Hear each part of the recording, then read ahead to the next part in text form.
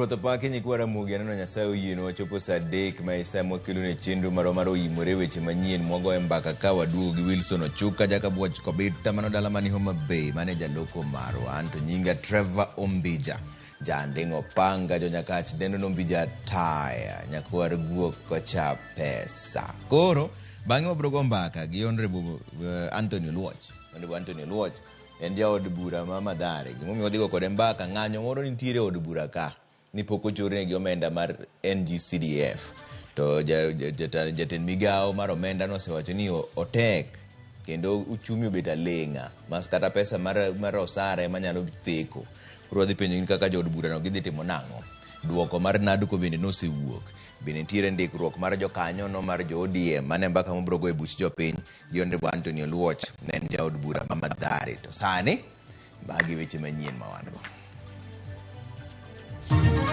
We are working very hard so that even before Christmas, we make sure that we make some few steps. By the way, I can tell you, we are even having trouble with salaries. Jatend migao mar omenda Juguna Ndung'u okoni uchumi obedo aleng'a kendo jo Kenya orido kanda ni mar kata chudo mar osach jotije sirikal kidek bedo matek. But the mess in KCPE started as a tender war pitting various senior officials in the Ministry of Education against each other. Raila Odinga koro wacho ni mibadhi osebede chenro mar penj mapacho ka kendo nyaka chuoga put mar timo nonro. Bad migao mar KEBS oloko pache kendo wacho ni mor chiedo mane oom Malaysia ber kod ngima mar dhano.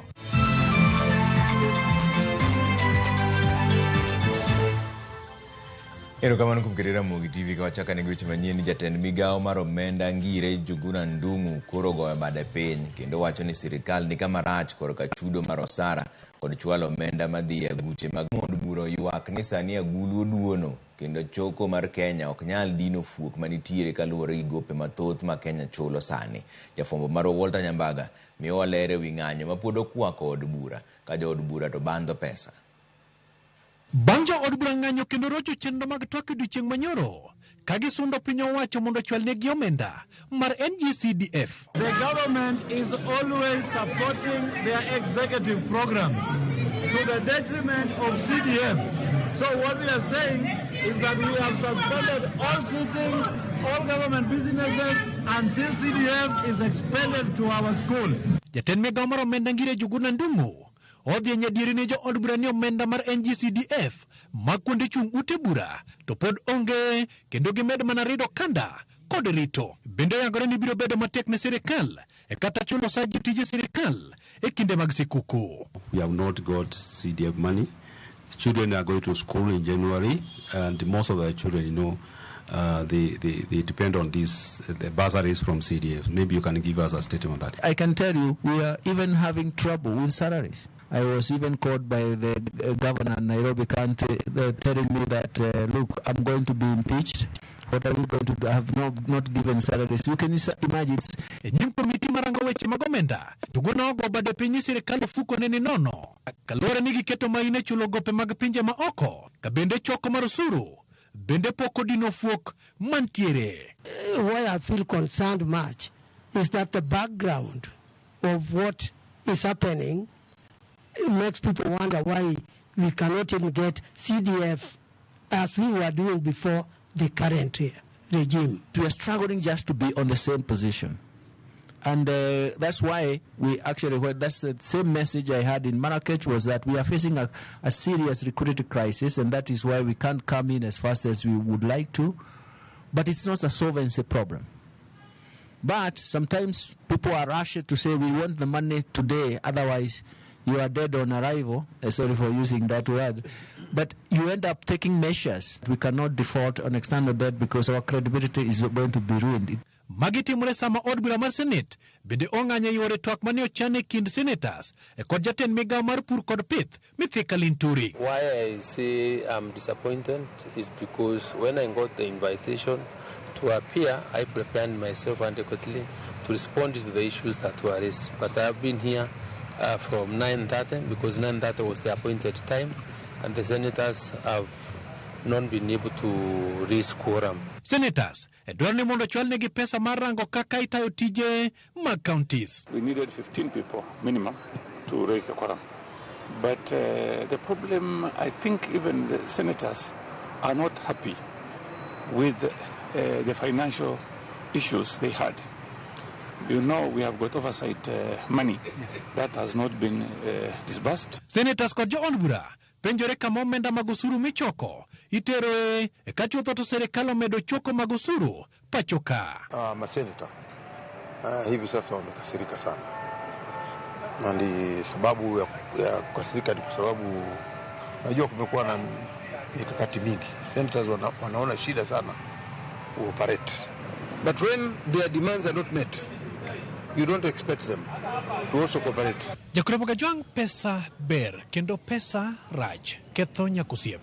Jo od bura opogore paro kod bad migawo mar omenda kama Profesa Njuguna Ndung'u okone lwetgi ne nono gi sechegi kendo omenda minyal chwal ne kuonde chung' ute buche bedo manok. Jopiny openjore ni to koro gidwa seyo jo od bura koso gibiro seyo piny owacho. Walter Nyambaga, Ramogi TV. Leri mar od bura, Nairobi. Ogai mar ODM Raila Odinga wacho ni chochni e duoko mar penj mar jo klas 8 KCPE ne ochakore gi weche mag mibadhi e chenro mar chiwo orak mar goyo chapa kalatese mag penjno. Raila olieko ni piny owacho mar Kenya Kwanza ne ong'ado oko orak mar kambi mar piny Ingereza mosebedo ka goyo chapa kalatese mag penj chakre higa mar 2016 bang' kambino tamore miyogi asoya. Kaka jafwambo marwa Chris Owino lero, Raila dwaro ni chuga put moro mabiro nono wach chochni e penjno. Migawo mar somo kod piny owacho mar Kenya Kwanza odhi nyime kod yudore e tago maliet kaluwore gi ywak ewi chochni mag duoko mag penj mar jo klas 8 mahigani.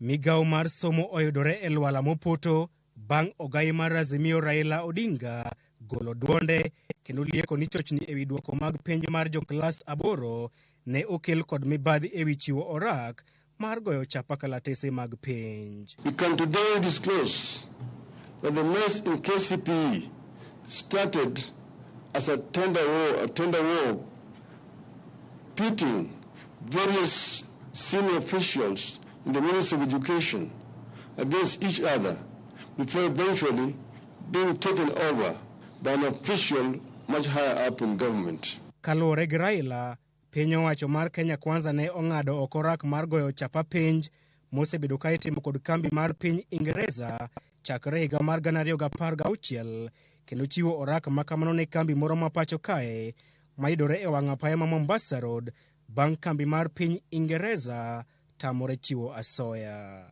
Early this year, the Kenya Kwanza administration suddenly and abruptly stopped this contract just because the UK company refused to give kickbacks.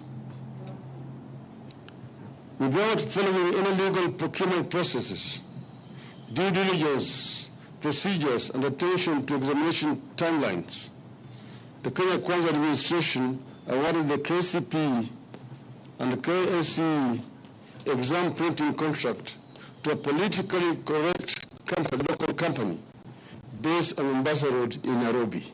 Raila wacho ni kambi ma pacho kae mane omiyo orak mar goyo chapa kalatese mag penj mag jo klas 8 ne onge kod nyalo mar goyo chapa otese makamago, gino mane omiyo odonjo e winjruok kod kambi moro mar piny India mar goyo chapa otese mag penj. We believe this process of sudden change of printer, hacking the exam system, and having them printed on a short notice are responsible for the disaster we have witnessed with respect to KCPE. Ewi mano, Raila ondiko ne riwruoge mopogore opogore pacho kae mondo sund piny owacho mar Kenya Kwanza mar miyo jopiny ler ewi mibadhi mane okwako duoko mag penj mar jo klas 8. We've taken these steps out of a firm belief that once we allow education and exam systems to be caught up in the tender wars, then we have no country to talk about.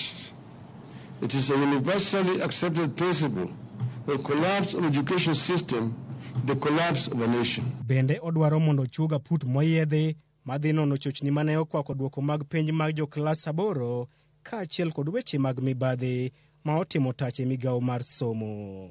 Piny Kenya osebedo kod nyadhi e weche mag somo, kata kamano Raila wacho ni nyadhi ma kamano nyalo rumo kaluwore kod weche mag mibadhi e wi duoko mag penj. Geno mar jopiny en ni chochni ma kamano ok dhi yudo tiende nyaka e duoko mar penj mar joklas 12 ma higani. E kindeni ma ong'weng'o pod okwako duoko mag penj mar joklas 8 ma higani, ogai mar Azimio Raila Odinga wacho ni nitiere weche mag mibadhi e orak mar goyo chapa kalatese mar penj mar joklas 8.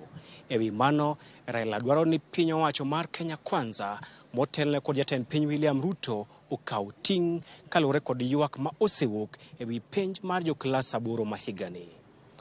Chris Owino, Ramogi TV, Nairobi. Duol matayo penje pacho kaendi NEC oyango ni nitiere chochni ma ka okwan to romo 1935 e duoko mar penj mar klas 8 KCPE ma higani. NEC ne olose kar kano penje e boma ma Nairobi, kama komiti mar od bura marango chenro mag somo ne ochope kawuono. Judith Omondi nigi ler mar wachni. Bang' ure wi duoko mar penj mar KCPE mane oneno e pachoka, e apise mag nono penj mag KCPE kod KIPSEA, komiti mar od bura ne ochopo mar rango kaka chenrogo ne otim.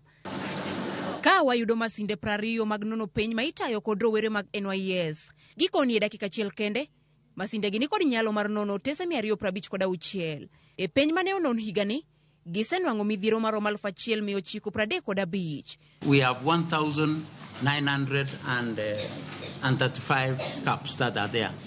That is part of the margin that we are dealing with. And we continuously deal with those particular caps. Because some of them, as you see, some of them are the missing when we are when the machine is reading. Kopogore gi rochni mane oyudi, Beli okoni moko kuom jopuonjre mane ong'ur ni maksi mane giyudo ne tin, ne ofweny ni somo mar ndiko mar insha ne okoketi gino mane giseloso. The insha marks of this kid was not captured. And therefore, when it goes to standardization, it has a better weighting. And that is why when the weighting and the formula was applied, it was able to take that kid from 358 to 49. Ka skunde moko mane olando e mbui ni jopuonjre gi oyudo maksi machalre moko kuom somo, to ne wacho miriambo kendo gin moko kuom lipode magichano pedho e nyim jopiny mondo yang adiera. I know you mentioned about Maraba. Even the one of Isiolo, where they indicated every kid got 75, we checked. There were kids with 70 marks, there were kids with 73 marks, there were kids with 76 marks. But it was convenient for those who, and we can provide this, it was convenient for people to manipulate the data. Skunde moko bende olieko ni temo manyo jopuonjre kod duoko mag penjgi ma ogik ma otimie pachoka. Mainly schools who are attracting students to their schools is that you would want to exceed that tier as the last one at the highest point possible. And maybe you've already engaged. I'm being speculative, but it may be explaining this being the last examinations. People previously knew that they still have another chance to give themselves an opportunity. This was the last one.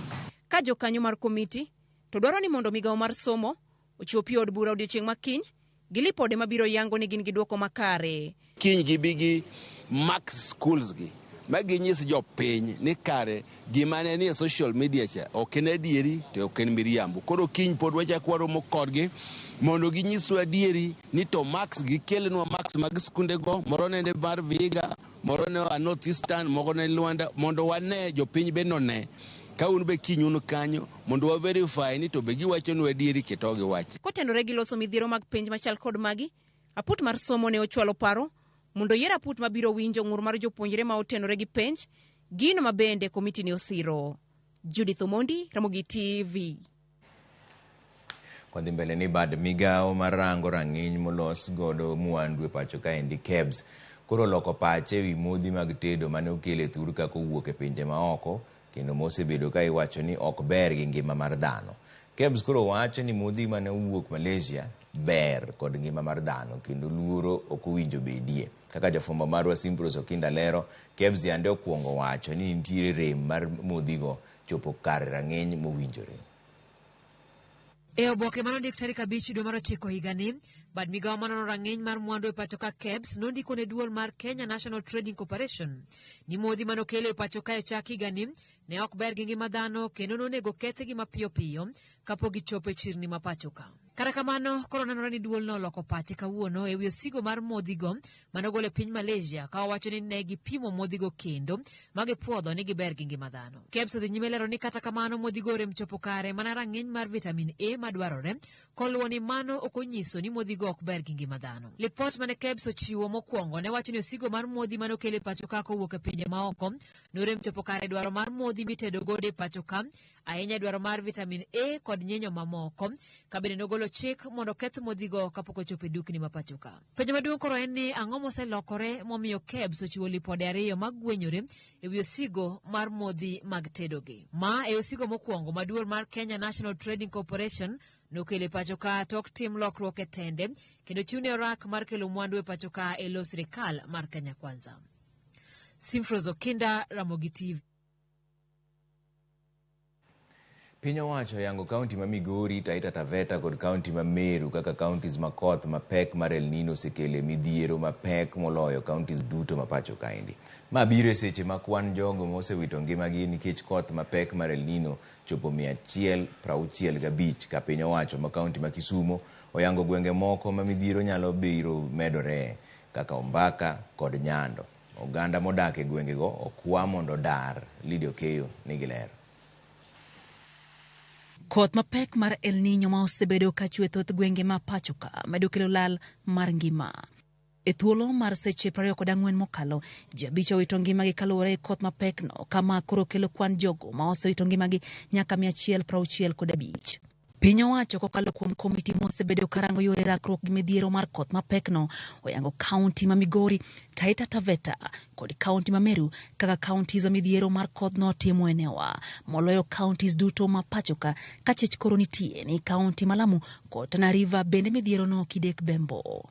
Piny owacho medo kembe mag jot maromo 11 ahinya te kauntis ma Tana River, Kilifi kod Lamu e kinde ma kwan oganda masani osedare miechgi sani koro osekadho nus milion.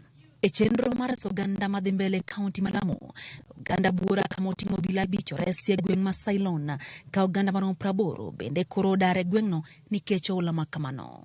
E kaunti ma Kisumu, gwenge ma Ombaka oyangi kaka moko kuom kuonde ma midhiero mikelo gi koth mapek kidek medore ka kaunti commissioner ma Kisumu Hussein Lasso okwo jogo ma pod dong kuonde ma ola thoro monjo mondo mi odare kinde ma piny owacho ma kaunti no chano bago chenro mar chwalo kony tich ang'wen. We are making arrangement to help them. Actually, we have received food from the government, which we are going to issue them out by tomorrow to the those affected by floods. As we wait for the rain season and as we get information from the weatherman, we also ask our people, especially those who are in the flood-prone areas, to be very careful, to monitor the situation, to listen to the advice of our weather people, and move to safer places where and when it is necessary. Migao makoro chal kor lwasi okoro ni chakre kawuono nyaka tarik 10 dweni koth mapek biro medo chwe imbo mar piny Kenya, alwora ma Nam Lolwe kod dho wadh Nam Chumbi kaachiel gi moko kuom gwenge mantiere hoho mar okak ka gwenge mantie nyandwat ma ugwe kod nyandwat ma imbo mar piny Kenya biro bedo motuo. Lydia Okeyo, Ramogi TV, Nairobi. Familia maromo 550 mapiyo ulo yenye gwenge mag Nyatike oyudo kony mar chiemo kod mwandu mamoko kowuok e tend kaunti ma Migori. Jopinygo kata kamano pod yuago midhiero mokwako dak margi e kuonde ma gijotie nyaka nyocha ula chakre. Jafombo marwa Juma nigi lero. Higa ka higa maloyo familia 500 piyo ulos biro kadare kaunti ma Migori kendo dhi e kuondego mag jot moket kod piny owacho ka moko bende jot ka wedegi. E kinde ni makoro koth mapek chwe kaunti ma Migori malo familia 500 piyo ulos dare miechgi kendo dhi e kuondego mag jot. Kasedake kambi kanyo mang'eny higa mokalo chani piyo got piny magweno lal te. Higa 2013 nyaka sani ka pipong ta dhie kamp ka pipong ta dhie kamp. Koro en shida mosebedo ka timore sa msimu mar koth ka koth nyaka wabi wachanganye wabi wabed ka eki mondo mi kik pi inywa. Nitiere familia mathoth ma kuom higni 4 mokalo osebedo kadak e kuondego mag joot ma ok tin dweche 3 e higa ka higa. Samo rumo koro idhi ng'iyo kuma nyochi ae cha kata kodok ka odiogore piny to odne michaki gede wiye kanyo. Ayudo mine kathagore, mine wuothe i pi gi tiendgi nono, nyithindo ka gikete ondinggi, moko wuothe i pi to gin expectant. Milda Datieno kod familia mare osebedo kodak e kar jotno mar Kabuto kuom kinde malo dweche 7 bang' pioula ne gode piny e higani. Asebedo kamp are dwe mar 3 higani nyaka sani an mane kamp oda nogore piny. Koro kaka adhi agedi pod onge, aonge pesa manyadhi ng'iewo go kumachielo mondo agede. Nyithinda 6 gi chuora gi an. To wamanyo mana kaka wakonyore matin kaka wanyalo timo. Kata bed ni ngima ok yot kode e kama koro jote, Atieno kod familia mare wacho ni pod onge kod geno mar dok pacho e kinde machiegni nikech ode pine ogo piny. Samanyo kaka nyalo dok nikech kama sani antie to koro kanya dok. Dai ko barore kochome tire piero tir. Magi sani to kanya dok nyaka many mana kama ng'iewo. Nitiere familia mathoth ma bende kale midhiero ma ikelo kod pioula e gwego mag Nyatike ka bende giwacho ni kuonde jot ma gidakie sanigo bende ngima ok yot kata matin. Gimoro amora miluongo ni kaka dani ibed gi familia ni ibed thuolo ugo mbaka oonge nikech menyo oonge, chiemo jogi dwani ochiem ne nindo kendgi, nyithindo gi nindo godo kanyo, chuo bende nindo kende. An kaka ma onge kata nyathina moro manyalo kawane adhi ang'iewo ni mirwa lo koni anana kama. Jod gavana ma Migori Agnes Ochilo mane otimo limbe ne familia ma pioula ohinyo kendo chiwo kony ma oting'o chiemo ne okwayo piny oche kod mar kaunti mondo koro kony e tieko midhiero mar oula. Dakwayo sirikal maduong', adieri sirikal matin mar kaunti e wabiro ka watemo gi very little resources they have, but the longest and solution manyalo bedo en ka sirikal obiro mondo konyo mine gi eni. Owacho ni mine kaachiel kod nyithindo ema koro hinyore ahinya. To kwawe mine othagore kaka neno githagore kawuono, to we are losing an entire generation. Aluongo kata mine moting'o mobiro gi nyithindo, nawe kata nigi tina ayudo ka mine chiegni nus kama dhi kata mana 500 nigi nyithindo magiting'o onding. Jogo ma pioula osedare gwenge mag Nyatike wacho ni pioula oserocho ngimagi e kinde ka kinde ka gidwaro mondo koro piny owacho otiek gedo mar ohinga e genge aorano mar Kuja ma osebiro kakelo pioula e kinde ka kinde. George Juma, Ramogi TV, Migori. Aya wadhi yue moro machuok kodogo to wadonje buch jopiny gi Honorable Anthony Oluoch en jaod bura ma Mathare. Wadhi go mbaka mar ng'anyo mosebedo e od bura, duoko mar report mar NADCO to gi ndikruok kaka jokanyo mag jo ODM. Ano kuseoro ote kama makamu kanine Kisumo kanyo wacho ni Trevor jatend omenda osewacho ni pesa onge Kenya, koro ji oikre mondo dhi yiero Januari mondo sirikal olokre. Ramogi TV ano weno janabi kana yani Masai. Aneno ni sirikal owene agwambo tich cause gini koro osebedo maliet, pesa be onge, koro wadwa survive nang'o. Eric Odemo kaya chunge Kanyamkago wacho Ramogi TV ler, waneno ka endi Kawala koigo fundi wuoch achiel Makambuji waseyae machujade anadhi alogo to ling kama tuo. Ol gi weche mag mibadhi mar Kenya antabu kusiyo mar Uyoma. Aya, bang' dakika matin to duogo mondo chaka ne buch jopiny kik dhi mabor ahinya.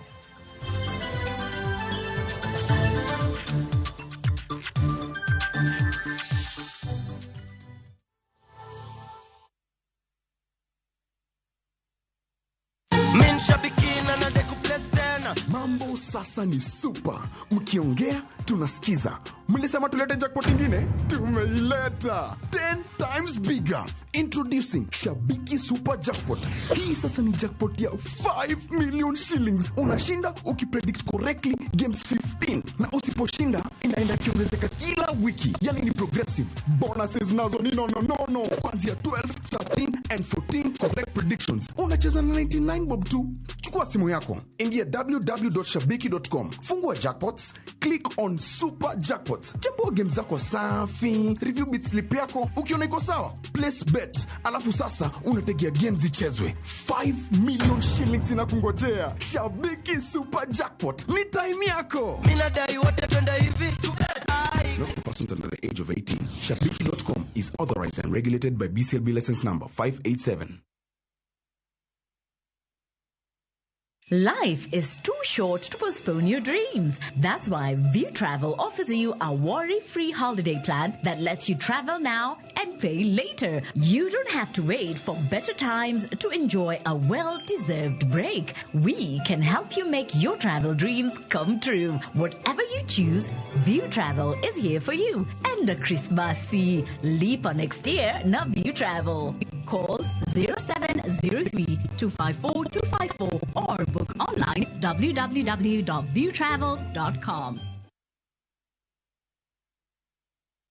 The Labour Palsy Society of Kenya, it's a charitable institution which deals with the neurodiverse condition, not only cerebral palsy. We have families from different backgrounds. Most of them are vulnerable families from Kayole, Mukuru, Kwajenga, and we support these families in various ways. We offer meal donations to them. We offer psychosocial support for these families. Our job is to create a safe space for these families where they can come and engage, better learn about the condition, and that improves their capabilities of being better caregivers. Got different nilimpata akiwa na CP. Nilimpeleka CPSK, shingo ipo inashika, azinako amenaketi, na therapy imenisaidia hata anaongea, anajielewa. Changamoto yenye napitia ni diapers. Si rahisi kuacha mtoto kwa nyumba tunaenda kuwaso. Challenges are there, especially when it comes to seeking jobs. They should give those people to show what they have, because they have the challenges of their body. Mentally, they are very okay. Mimi ni caregiver wa Angel Wajiko kama my granddaughter. Cerebral palsy condition baya sana kwa sababu one, you get stigma from the people you know. Diaper sponsors are adult. It's very expensive and we need your support.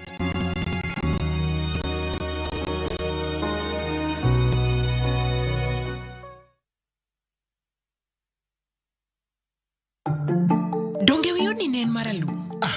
Ma oken rangi maralum. Karanyalo bedo ni walali yao. Mike, kama wantie ni onge tado ma wiye ralum yao. Mos jilalga nikech wi odni tindo lokre.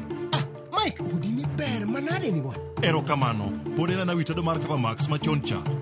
Nyiewo bati mar Cover Max, ok en na witado. Rangi mar dak lalo bura ka ok olokore kendo en kod warranty. Kisekri mar gedo, abiro teri kuom dila mar MRM. Ka isetiyo kod mabati mar Cover Max, to weche mag gedo iloro chuth. Cover Max en quality product mawuok mabati Rolling Mills. Jipange na View sasa iko hapa sasa.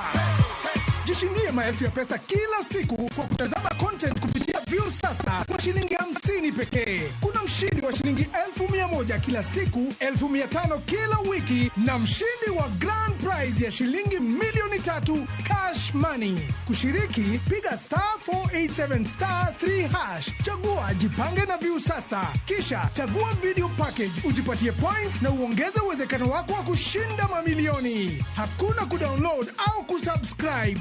Unaenda tu nywe. Jipange ushinde mamilioni na View sasa. Mamilioni. Sheria na masharti kutumika. Imeidhinishwa na BCLB number 2978.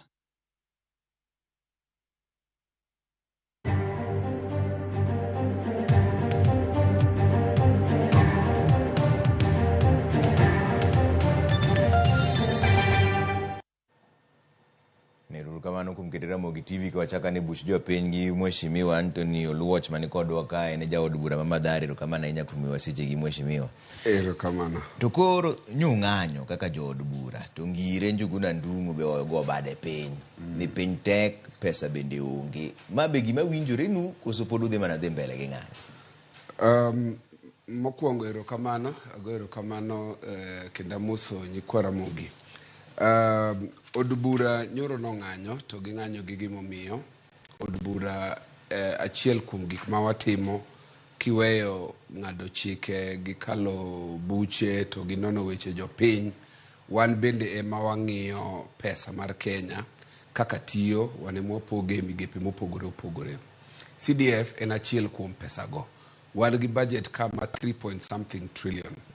Budget mar CDF ma bende konyo japiny moloyo wach bursary. Sani koro ne wadhi e yueyo, to yueyo ni en yueyo ma nitiere jonyuol ma ok dhi yueyo, ok dhi chamo Christmas nikech gikia kaka nyithindo dhi sikul. Wan gi 2.5% mar pesa monego bed ni donjo e bursary. Sani ne wakalo budget dwe mar 5, dwe mar 6, dwe mar Julai, nyaka sani mago dweche madhi 6. Serikal nigi pesa ma ginyalo timo supplementary budget. Sani Juguna Dungu ni winjo kawacho ni nweng'o odok chien. To nweng'o odok chien nade? To usuru udhi ukete e gimoro amora. Usuru okete e housing, usuru okete e NHIF, idwa mede NSSF, gik moko te nigo osuru. Sani koro onge gimoro amora ma onge gi osuru. So onego beni nweng'o marwa dhi malo ok dog piny. Mar ariyo, otemo wacho ni nitiere gik ma osemiyo gi bagni e higa achielni. E higa achielni kata ka ni miyo dhako ich, onego bed ni dhako no sani koro iye noromo, nodhi mondo mi odhi okonyre. Gichako mokwongo ni lweny manitiere Russia, mane momiyo pesa mar dola odhi otimore nade, bei mar petrol, mano giringo godo chiegni dweche 6. Sani kendo koro ne gidonje moro ka ni lweny mane timore Middle East mar Palestine gi Gaza. Sani koro gisieko ni El Nino. Wan wabedo kacha kitemo wuondo japiny to wuonda japiny, wan mwanono budget cha ma wang'eyo ni pesa mane okaw malich ni itero e disaster management kata El Nino onge. Ng'eny mar pesa okawe okete gik moko machal kaka State House. Ni State House ni oneno ni nitiere kaka koro sano dwano rwak welo e yo mopogore, odwano ger wing moro machielo monyalo kete welo 1,000 bilion osedhi kanyo. Ya, king'iyo gik moko ma priorities ma kalni odhi okaw. President iwacho ni nobiro e limbe mar ndalare. Matiende ni manga maloko lewni e airport, obiro kanoa Dubai, oringo dhi India, obiro biro ka olok kaunda suit moko morwako ka ochako ringo dhiyo. Koro gima dang' mi jaod bura kik ng'any en ang'o? Kech chike gi magidwaro te wayalo makata kamoko nitiere magikalo ka ok wadwar, to gikalo nikech chik mar political party gi democracy en ni majority biro bedo gi yorgi, to minority biro bedo gi say. Mano e rolwa mar representation. Mago wasetimo. Kama konyo japiny madhi donjo e lwet japiny giminyalo yudo ma japiny yudo. Ok en kata pes county. Kiwuotho e alwora mar Kenya ka, gik ma visible minyalo ng'iyo, gin infrastructure mag sikunde, gin police stations, gin ute mag chief moger gi CDF. Sani koro nwa medo bursary mar nyithindo ma up to 50% mar allocation cha en bursary. So gimomiyo ne wang'anyo en ni waparo ni serikal ni okawo jopiny ma wa represent e od bura for granted, to wan kaka the representatives bende gikawo for granted. To gire Juguna Dungu koni kata mana osare ma gidhi nyalo tago gi chulo. Udwa ng'anyo nyaka karang'o? Koso nyaka ching pesa no bi? Well, sani koro wadhi e rusa. Wadhi e rusa, to gimomiyo nwatimo ng'anyono sani en mar ni mondo gibed ka ging'eyo ni wan kaka representatives mag jopiny wadwaro ni mondo serikal okaw wach mar japiny mondo oket seriously. To kata kane bed ni wadhi e rusa, ka waduogo nitiere very serious things ma wanyalo keto piny, including kata na budget magibiro godo manyien, pod nitiere supplementary to magikelo e dwe mar 2. To ma okonego bed kama, kech gini en gimondike piny e chik mane wakalo 2.5% onego bed ni donjo mar pesa michoko. Mae tim magitimo e political parties bende. Yeah? Jogi wacho on the one hand ni giluoro systems mag governance, institutions, we mondo tika katiyo. Sani since Constitution 2010, political parties gain instruments of governance. chakre jomoyier cabinet ministers to jomobedo elected ker nyaka piny, head of parastatals, jogo ni kanyo courtesy of ni there is a political party system or structure manotimo campaign mobiro modonje serikal. Emomiyo gintiere kuondego. So gigo oyiengi e katiba, to emomiyo kane wadhi e NADCO, ang'eni pod ibire e point mar NADCO machiegni ni, emomiyo nwawacho ni there must be fidelity to political party system. Kiweyo bedo ni gidonjo to gidwa ni mondo gikwal jok manitie kucho. Political parties inego by bedo ni gidhi gidiyo pesa moketi ma 0.03%. Sani ODM nigi areas madhi into 2 billion kaluwore gi Court of Appeal decisions mane oketi ni areas go okonego beni serikal wacho ni gibro chiwo pesa kaluwore gi gimagi gichoko. Onego beni timo gimiluongo ni program based budgeting. Political party miluongo ni ODM to gimokogi. Ginang'o ma gin godo monego gitim. Gin gi offices monego beni giyaw. Gin gi statutory deductions. Gin gi seminars. Gin gi sensitization and campaigns mag enlightening ji. Gigi gitimo nang'o.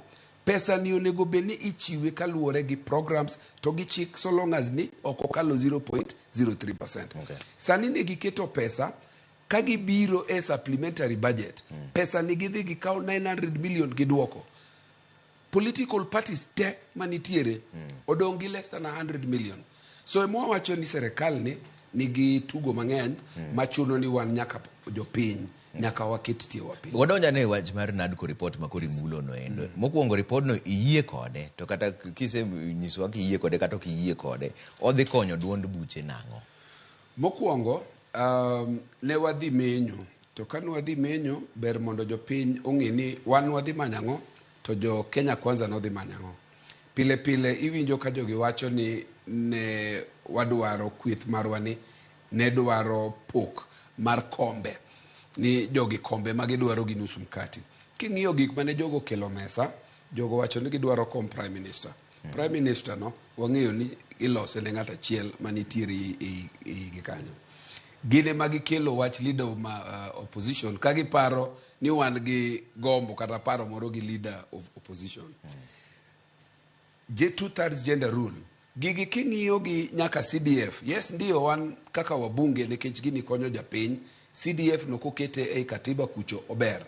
To gigi wan ne okwa kelo. Gik magikelo gi tek ng'iyo sana positions magi. Gin gik mamedo budget kuom japiny to gin positions. Wan wakelo mokwongo en cost of living mamano gitamore kabisa. Giwacho ni cost of living en jukumu mano mandate margi ogidwa ng'ama puonjogi.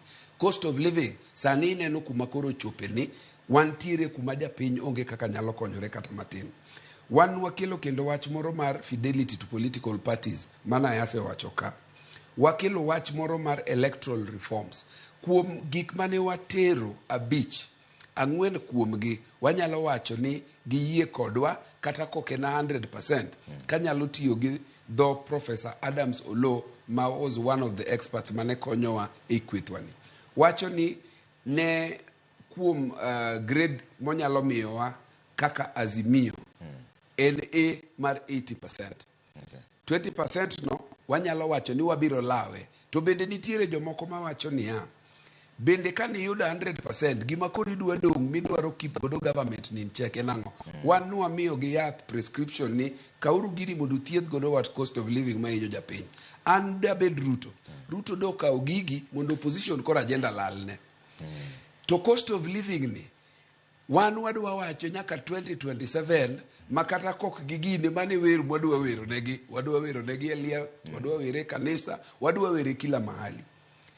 Economy kamo chope sani koluongi yiero Ruto biro gore piny gi siendane saa 2 gokinyi. Koluongi yiero next year the same thing. Gima jogi paro e pachgi mathin en ni wainja piny wadi waketo suruni karomo 2026 ni koro wabiro biro ni koro waloro gigi japiny biro bedo kawero wako chunge wi pickup kucho ni simu meona tulitenga tukapanga tumeweka koro idwa chaki duogo hasla. Ng'at moro miluongo ni boda mama mboga manowe e stage magidhurai gima dare nowe gi Jeriko kuche stage tok kane gisego ombulu. Koro idhi dok manyo gi 2026 ni tumeshukisha, tumefanya, tumetenga. Revolution moro biro ka mibro yudo ni tumetenga no wang' ni biro to yudo kiwache to kech moko timre. Iwacho to jopiny ng'i. To kata wacho no bedo makech sani nudok e ndiko ka koro watieko ndiko mar jo ODM mondo bed jo kanyo mag ODM. Ben gima dhi chenro no dhi makare to be bro miyo party bedo motegno makata ka wuoch wuok to gichung' kamoro achiel. Erokamano. Achako kawacho ni chama wagi gin gik mokete katiba, gin gik monego beni watego gi seche te, to gin gik manyalo miyo ikinde e yiero. Iwacho ni every election cycle nyaka idog ir japiny mar mondo idhi manya ne pach japiny ni mande ni kuom gima nung'iso wa watim bende watime makare to gimiyo scorecard. Political parties timo mare e diere ka e kinde election mondo gi refresh themselves, gi keep in touch gi ji, nekech political parties sani ok en gir ng'ato, en gima bedo funded gi taxpayer. So ODM okawo thuolo mokwongo mar mondo mi gidog back to japiny, gitem kelo jok mane onge party oduoge party. Generation moro nitie ka miluongo ni generation mar TikTok, generation X, akelo generation Z, akelo luongo gi nango tinde nyingego pogore seche te. Wamanye jogi mondo wang'isgi ni chama ma ginyalo donje manigi ideology ma obedo machiegni moyiengore gi japiny en ODM.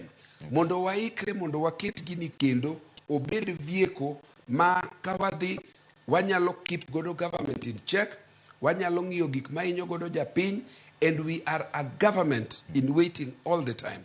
So recruitment no dhi maber, no bedo launched in Siaya, otere Homa Bay, osetime Migori, notime Kakamega, ang'eyo ni nitiere Mombasa. Nairobi no benego bedi, but chairman wa Aladwa no bedo hospitalized in Nairobi Hospital. Koro no miye captain dwa no miye break matin mar mondo mi oyue. Koro wadhi Mombasa, then wadhi duogo Nairobi. So one on course, kenda ng'eyo ni wabro keto ODM obed chama motegno moloyo chiembni te e Kenya ka. Erokamano mheshimiwa Masao, koro mawa wang'wa mane kama dongo we mbaka mwago sani ni mano mheshimiwa Honorable Anthony Oluoch men jaod bura Mama Dare kogo kode mbaka e buch jopiny.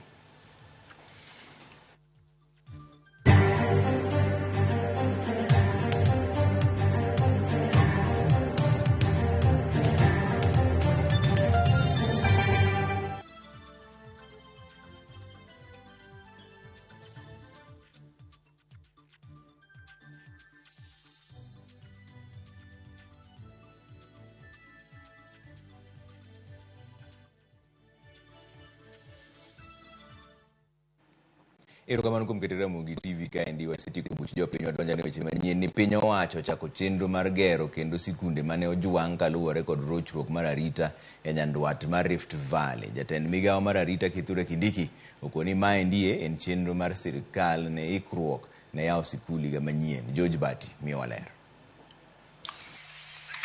Kaka yor ikruok ne yepo mag sikunde higa manyien, jatend migawo mar arita Kithure Kindiki olando chakruok bero sikunde manodong' gunda bang' jopuonjre ringo kaluwore kod rochruok arita nyandwat mar Hoho mar Okak koting'o sikund primar ma Chesegon, sikund primar kod sekondar ma Cheptulel e kind sikunde mamoko mayudore e kaunti ma West Pokot.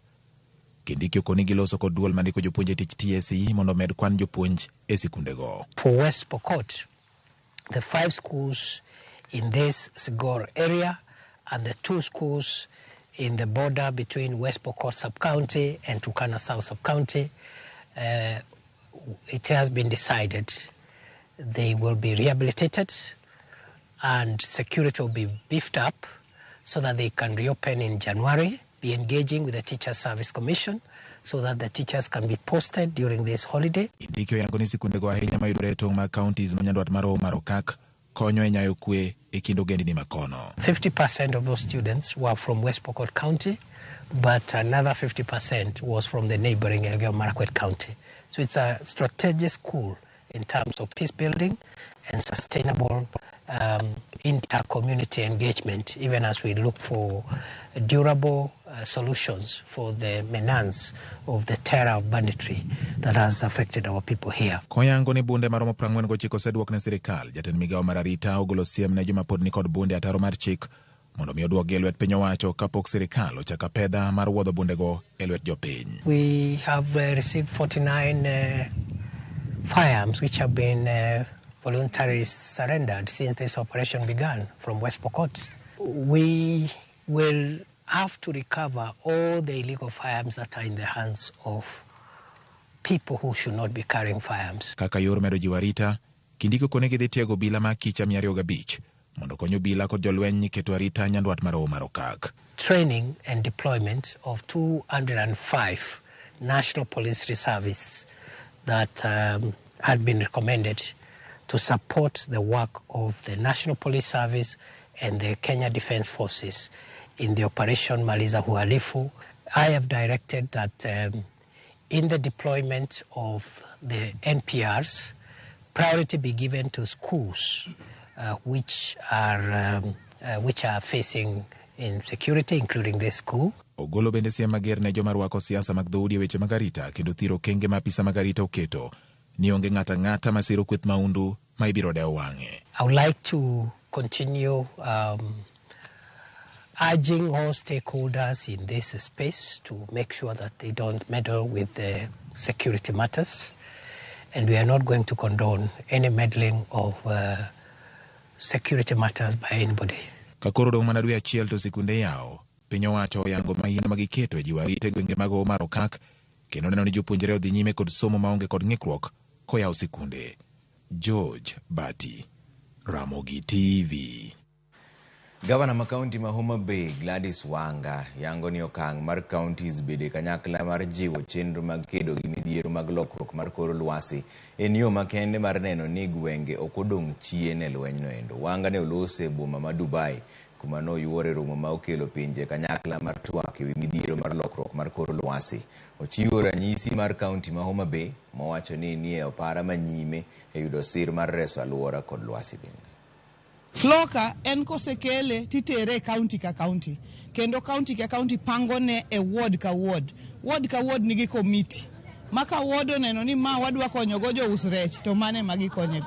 Ma wadwa kelogo pi to mane magi timo. Koro sani wan gi mpango mar Floka e wards wa 40 te e Homa Bay ma pesa e mwarito maka pesa biro to ng'ato ka ng'ato bro neno pi, bro neno kodhi, bro neno gimoro mokel gi pesa mar Floka. Omiyo pesa moyudo yo mochopogo ir japiny en Floka to mano root mar Floka no emonego pesa mamoko gite belu eko bro chopo ir jopiny. At the end of the day, if the communities understand that these funds, so they can be able to also ask around or request for the funds to so that they can be allocated that fund for the support. So that hii ni kwamba community na county watakuwa wame understand that there is this fund so that they can be able to access this fund. Basilio Silas jaloch manyien e tugo mar jipange na Viusasa ma juma ka juma. Tugo ma juma ka juma no nyaka sani koro osebedo kod joloch 10 ma moro ka moro yudo omenda mar siling 500 ka tugo ma pile ka pile to osebedo gi joloch 70 ka moro yudo omenda mar siling 100. Tugo ni biro dhi nyime nyaka tarik 26 dweni mondo idonje tugo mar jipange na Viusasa de star 487 star adek hash. Walai. Na kameweza mbaya. Kameweza mbaya. Iganju unaipangiaje mtu yangu? Unaitwaje? Basilio Kirimi Silas. Silas. Yeah. Ningependa kukujulisha kwamba you are our winner of 500,000 shillings courtesy of Jipange na Viusasa. Wow. Don't say. Yeah, niko serious. Umeshinda pesa. Wow. Niaje Silas, how do you feel? Sikia ile kiboko ya butoa. Unataka ya kutoa na uko na nusu milioni bana. Ile wahenga wanasemanga ukipigwa na butoa. Ole, uko hivi nilikuwa tu uko hivi area na maboys uko hivi mtaani, tulikuwa tu tunabonga tu kiasi. Buda maboys wataamini that umeshinda hiyo. Nakwambia lakini sasa unajua mimi sana si maboys juu bado mimi niko na maboys. Okay. Sasa mimi ni wazai. Wazai sana ndio wanaanza kuuliza na kwani hii game bado inacheza ngwadi na wazai. Si umeshinda. Si ndio sasa ndio wataamini watashindwa huyu kuliendaje.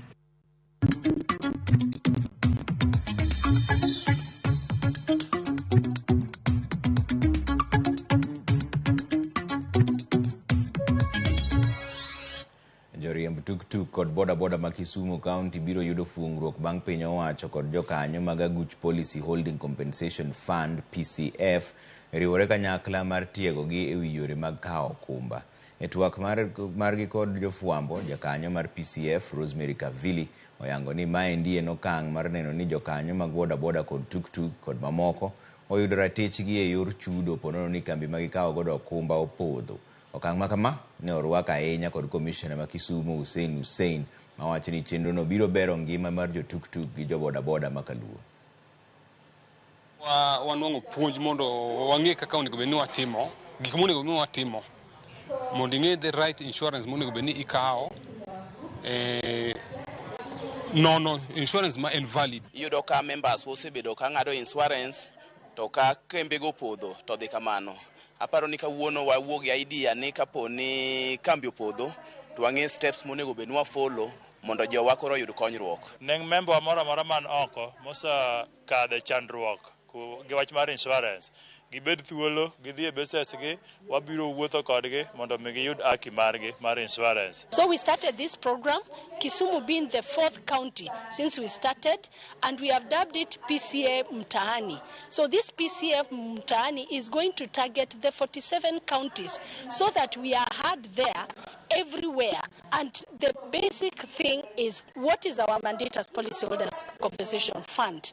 I know out of this workshop, out of this sensitization training, they will be able to come out well informed, and I am sure we will not be having cases of borders or tuk-tuks operating without insurance in future, because they will know that their funds and their policies are secure. Tend wath ma Mombasa koni wadhno osechako bedo gi dhungruok ma orosike kaluwore gi mwandu mathoth mawuok e pinje maoko e dweni mar Desemba. Jata tije wadhno Captain William Ruto koni maendi timore kaluwore gi medruok mar kwan meli magowo e wadhno nyaka ne med yare mar ting'o osike mathoth kaachiel kod bero chenro mamoko magitayo. E thuolo mar ndalo 12 mabiro, jatelono koni wath ma Mombasa geto yudo meli madongo mag osike maromo 25. Kata kamano, okoni giikore mar neno ni chenro duto itayo wadhno maonge ng'ikruok. The ship is carrying more than 2,000 containers. And out of those containers, they will be doing 541 containers, which is about 1,000 TEUs for the port of Dar es Salaam. The reason why they are doing that is because of the emerging congestion that is in the port of Dar es Salaam, and out of our efficiency. And I think I've been able to demonstrate to you very well that within our region, we are now facing serious congestion because of the Christmas season. We are receiving several imports, and even from what I've shared with you, within the next 12 days, we are expecting 25 vessels carrying containers. In comparison with other ports, we feel more at home and we feel more comfortable here in Mombasa. Unfortunately, we are not enjoying some performances in other ports, and this is a problem for all the East Africa service, because at the end, on several ports in one schedule, even if only one port is destroying the performances and the schedule, at the end is affecting the full schedule.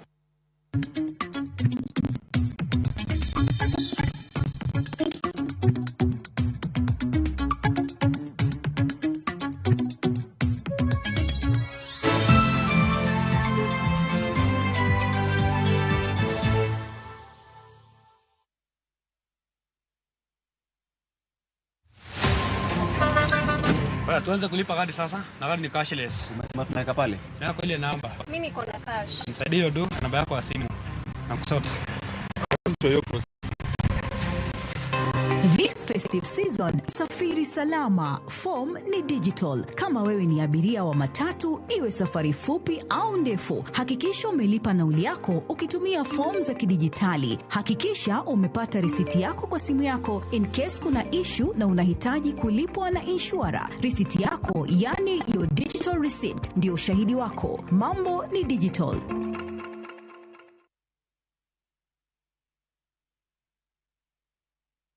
Riekni mag goyo witado kokelni kod mabati rolling mills. Ka yiero kit witado midwaro ne dalani, penj mondo mi warranty ma ondiki.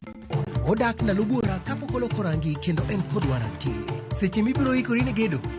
Abotiri kum dila mar MRM. En kisetiyo kode to weche mag gedo iloro choth. Next on Shambala Wanyama. Amjapanda ndege kwa sababu hamkunyoli wote. You live a sad, pathetic life. Between food and life, which is more essential. Hannah, what your husband did is illegal. The bishops are ganging up against you. Sisi sio kama serikali. Mungu aongezangi ushuru. Shambala Wanyama. New episodes available every Saturday, only on View Sasa.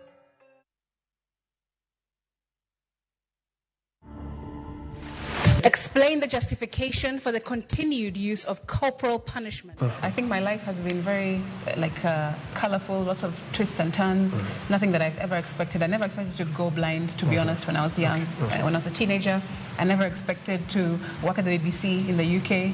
I never expected to become, a nationally acclaimed, award-winning singer, songwriter.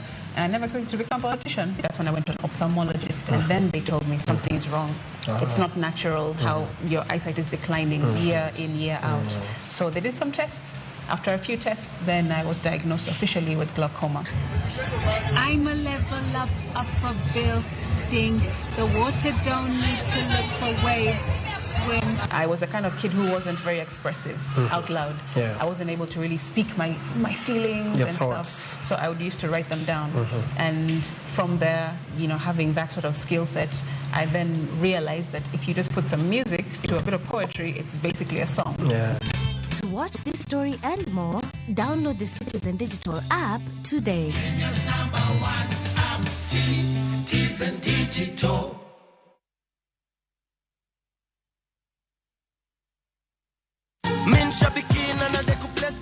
Mambo sasa ni super. Mkiongea tunasikiza. Mlisema tulete jackpot ingine? Tumeileta 10 times bigger. Introducing Shabiki Super Jackpot. Hii sasa ni jackpot ya 5 million shillings. Unashinda ukipredict correctly games 15. Na usiposhinda inaenda kiongezeka kila wiki. Yani ni progressive. Bonuses nazo ni no. Kuanzia 12, 13 and 14 correct predictions. Unacheza na 99 bob tu. Chukua simu yako. Ingia www.shabiki.com. Fungua jackpots. Click on Super Jackpots. Chambua games zako safi. Review bit slip yako. Ukiona iko sawa, place bet. Alafu sasa unategea games zichezwe.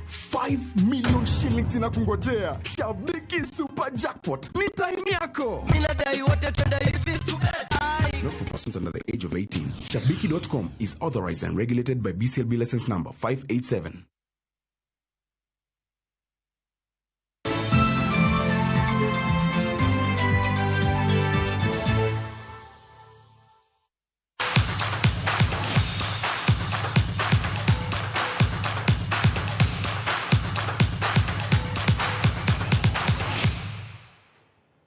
Machiegni weche mag tuke nyinga Milton Jaka Black.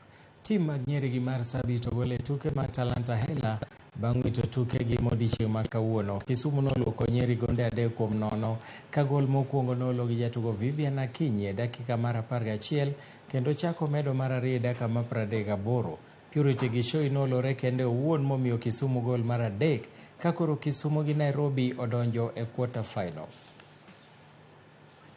Mpira vizuri sana kule anaingia sasa Vivian. Alipokuwa chenga tena huko Akinyi Vivian. Akinyi anaroka pasi nzuri kwa Kesaba mgongoni Swama Songo. Kwake Akinyi Vivian tena analeta kitu juu kule. Lakini amewatea hapa referee nzuri sana. Masongo.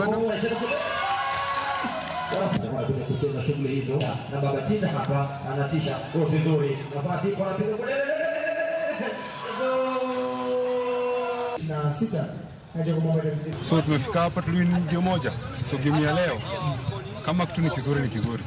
So Kisumu walikuwa wamejitayarisha na wametushinda kila kitu. Wodo kweli.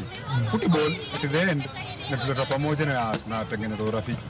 Wamekuwa very tactical, wamedominate game 2 minutes. So the group that we shall meet the team from is not an easy group. Group A comprised of teams that are experienced in this football game. And so we have to scale up our game so that we can be able to match their standards. But Etuke mag taekwondo ni maromo pinje abirio biro piem e laro simbo mar International Federation of East African Championship mabiro timore Nyayo Gymnasia Nairobi kochakore odiechieng' makiny. Kenya ma gin weg pacho biro bedo kageto yudo loch bang' tieko thuolo mar ariyo tielo mokalo mar tugono manotimore Uganda higa mokalo. Kaluwore gi President mar International Taekwondo Federation John Mwangi, giseiko jotugo 127 mabiro chung'ne Kenya e piem makamano madhi kawo ndalo 2 ni mar rowere moko maraga bende osemed lemo koro dhi piem gi jok madongo.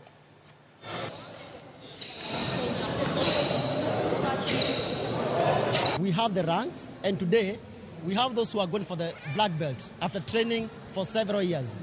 We like also to ask our CS, Honorable Babuna Mwamba, to register the ITF sports because it's the only martial art which has the kid development program. But this being an East African Championship, I know there's a lot more development in sort of Uganda and Tanzania. But as I told you, I'm a born Kenyan. I'm fortunate enough, and hence my passion to see Kenya grow. They've got wonderful competitors here. Joloch mag handball e pinje mag Afrika ma ugwe gi madiere Nairobi Water no kedo matek modhi 37 kuom 37 gin Kaja ma Uganda kakoro gichope nus final e tuke go madhi nyime. E tugono mogo ya lap manyayo Gladys Chilo nolo point 10 mokonyo weg pacho bedo mbele to korka jok machuo KDF ma Kenya nolo gi Gishumbi ma Rwanda 37 kuom 32 eka GSU nodokolo Evergreen ma Uganda 36 kuom 21 e tuke go madhi nyime nyaka Jumamos mabiro ni.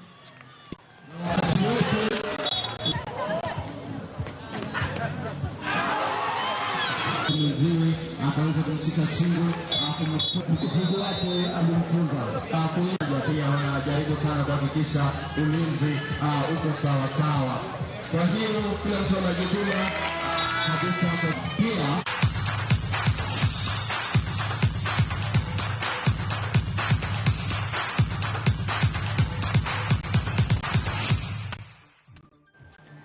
Erokamano ahinya kuom bedo kodwa e thuolono duto. An aonge weche mang'eny, nyinga kende mawacho taweya ne japakruok opakre. Iluonga ni Milton Ochieng Jaka Black. Koro japakruok. Erokamano ne nyikwara mo kuom keto Ramogi TV kaendi. Wilson Ochuka jaloko maro Jaka Buoch Kobeta wacho ni nindo maber Nyasaye mondo gwedhu. Anto nyinga Trevor Ombija. Jandingo panga jonyakach deno Ombija taya. Kwar guoko timang'owa ocha pesa sino ineno king'e gini anya keto ni pesa kane ke cha pesa bugi gino cha pesa kito pesa kane to laya laro dhi kuodhe ayie wanere jokama